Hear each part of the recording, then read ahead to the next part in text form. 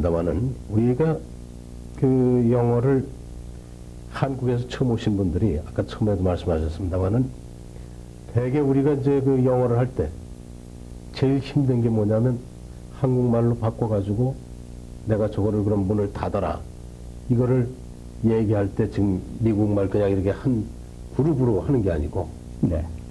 우리가 문, 윈도우고 네.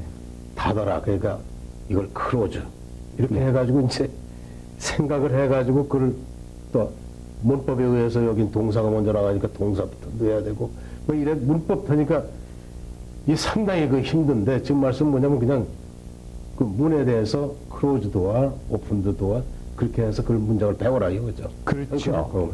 마치 우리가 산수에서 구구단을 암기해서 하지 않습니까?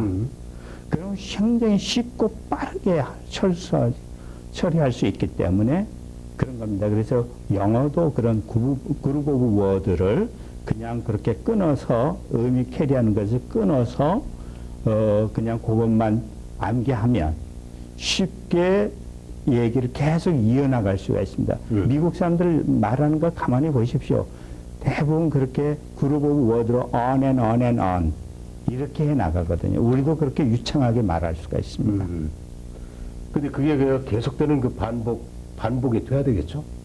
예, 반복을 이제 무조건 하는 게 아니라 지난번에도 이제 앞으로 좀 나오겠습니다만은 이걸 소리를 내서 그렇게 암기를 하면 이 소리를 통해서 귀를 통해서 뇌에 저장이 되지 않습니까?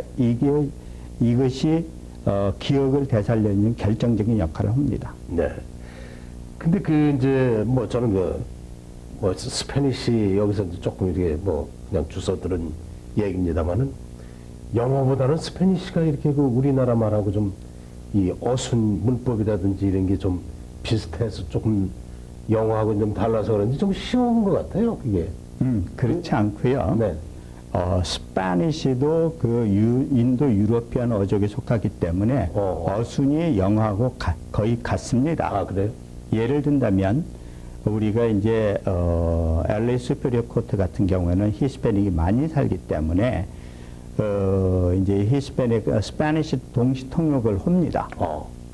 그럴 때 그 스페니시 하는 사람이 얘기를 하면 똑같은 내용을 바로 동시로 통역하는 사람이 그대로 합니다. 단어만 바꿔서. 그러니까 그게 익숙했던 그 판사나 변호사들이 한국 사람을 한국말을 통역을 하려면 한국말은 지난번에는 말씀드렸듯이 끝까지 들어봐야 되니까. 그렇죠. 끝까지 듣느라고 기다리고 있으면 저 사람들이 의심을 합니다. 아, 통역상의 중간에 말을 바꾸려고 생각을 그러는 거 아니냐. 그래서 그런 오해를 합니다. 그래서 이제 저희가 저지한테 설명을 합니다. 한국의 어순은 끝까지 들어봐야 알고 어순이 바뀌기 때문에 우리가 그러고 있습니다. 그렇게 해서 의심을 풀어서 이제 LA 수페리어 코트에 있는 저지들은 다 그렇게 이해를 하고 있습니다. 그 오늘 아주 좋은 그 얘기를 좀 영어 시간에 들었습니다만은 한국말은 처음부터 끝까지 들어봐야 뭔 내용인가 알고. 네. 그러니까 미국은 앞에 벌써 뭔 내용이라는 거 던져주고 뒤에 설명을 해주는 거죠. 그렇습니다. 그렇게 보면 되겠죠. 네. 네. 그러니까 우리는 예를 들어서 나는 오늘 네. 어디를 갈 예정입니다. 간다는 것도 아니고 갈 예정입니다. 예를 들어 그러면은 갈 예정인 것까지 다 들어봐야 오늘 어딜 가려고 그러는구나. 이걸 알고 미국에서는 있고 벌써 어딜 간다. 네. 그렇게 던져놓고. 네. 뭐 이래가지고 그러니까 그렇게 아주 좋은 말씀이신 것 같아요. 네. 연구를 다 하셨겠지만. 그 스페니쉬는 우리한테 왜 친근하고 쉬우냐면 스펠링이 나온 대로 발음이 나옵니다. 예, 그렇죠.